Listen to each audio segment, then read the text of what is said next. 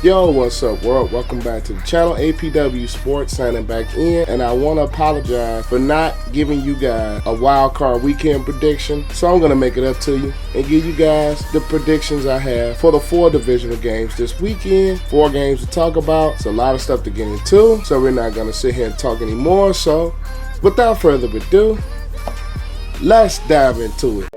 I'm striving to get rich. That's why I almost went 2 years without buying shoes and fits. Things change now. My mom hearing me with my music and she look a little prouder. First game of the weekend has the Minnesota Vikings against the number 1 NFC ranked San Francisco 49ers. And this game is gonna be sneaky good. Even though I've never really had faith in Kirk Cousins to really come through in the clutch, he did so last week against New Orleans. He had a stellar game, but at the end of the day, the Vikings offense goes just as Dalvin Cook goes. The running game is extremely important to the Minnesota Vikings. And this 49ers defense is one of the top defenses, led by Joey Bosa and Richard Sherman as well. And then you look over to the other side of the ball where you have Jimmy G facing up against Anthony Barr, Everson Griffin, Danielle Hunter, and that Minnesota Vikings defense that is also a very stout defense. You have Jimmy G, George Kittle, and their running game. It's going to be a tough matchup, but at the end of the day, I don't see any upset happening. I have the San Francisco 49ers winning this at home. The second game of the week has the Baltimore Ravens as they play host to the Tennessee Titans. Now, the Tennessee Titans pulled off the upset at defeating the Patriots last week, all behind all-pro running back Derrick Henry. He led the league in rushing, and he is an absolute beast. Big back, 6'3", 6'4", 240 pounds, and he absolutely destroyed one of the top defenses in the league in the New England Patriots. But the problem with the Tennessee Titans offense, Ryan Tannehill did not have that great of a game against New England. Well, people are going to say New England has a top defense, but at the end of the day, Derrick Henry carried that offense against the New England Patriots. And then not only that, you're facing one of the top defenses in the NFL with the Baltimore Ravens led by Earl Thomas. And then you look on the other side of the ball, you have basically, I'm going to say the MVP, Lamar Jackson, Mark Ingram, and then you have Mark Andrews at the tight end over the middle, Hollywood Brown on the outside. Going up against the Titans defense that has been playing a little bit better down the stretch, led by Logan Ryan. And at the end of the day, I just don't see the Tennessee Titans doing but only so much to slow down Lamar Jackson and the Ravens running game.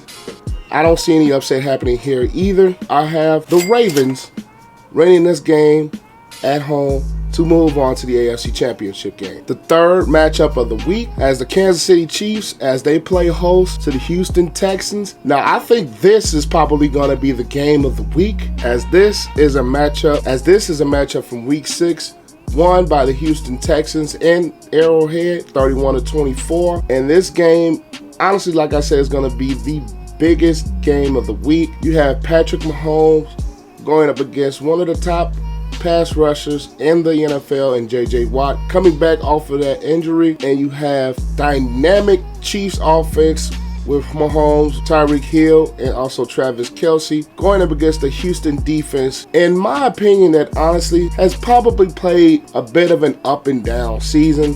It hasn't been really truly consistent all year, but they're kind of finding their stride a little bit, especially in that second half against the Buffalo Bills last week. And then you look at the other side, you have another quarterback from the 2017 draft class, Deshaun Watson, who has been playing lights out.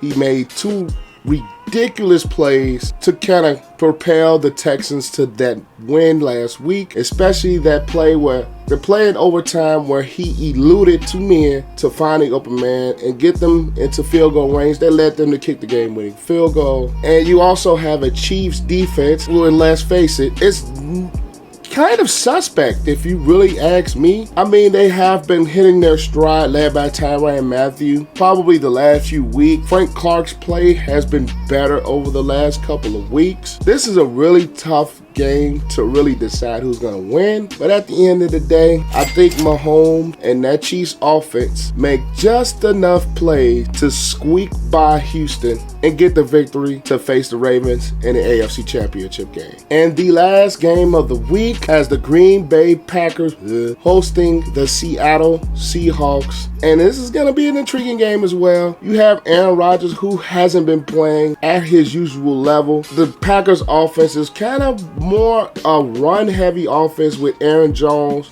having a breakout season. And then you face up against the Seattle defense led by KJ Wright and also Bobby Wagner.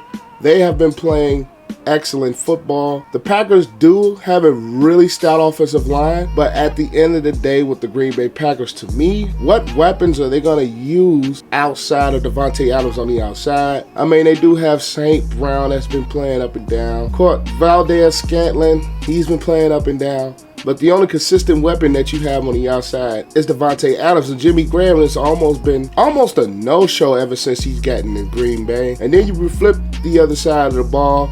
You have Russell Wilson, who potentially, if it wasn't for Lamar Jackson, he possibly could have been the NFL MVP. And then you have that running game with Marshawn Lynch being back into the fold, with DK Metcalf, who's been lights out and was really lights out last week against the Philadelphia Eagles. And then you also have Tyler Lockett with his speed on the outside as well. As the Green Bay Packers defense has been tremendously surprising me, led by Preston Smith and Cedarius Smith. You have Martinez in the middle.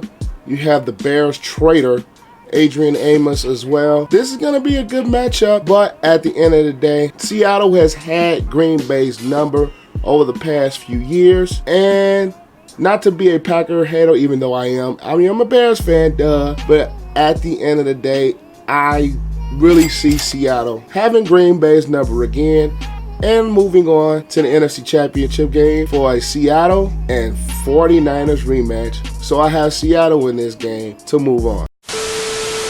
Well, that's going to do it, guys. That's all I've got. Be sure to like the video. Comment your thoughts down below of what you think is going to happen in this week's divisional games. And also share the video and subscribe to the channel, as that helps the channel to grow. And also be sure to follow me on social media with Instagram and Twitter. Both handles are APW Sports, and both will be linked down in the description below. You guys have a great and excellent day and enjoy the divisional weekend of football. And I will see you guys next time. Peace out. I wanna say thank you to my mom and my daddy for making love the night that you had me. Wanna thank my friends, my sister, and my brother.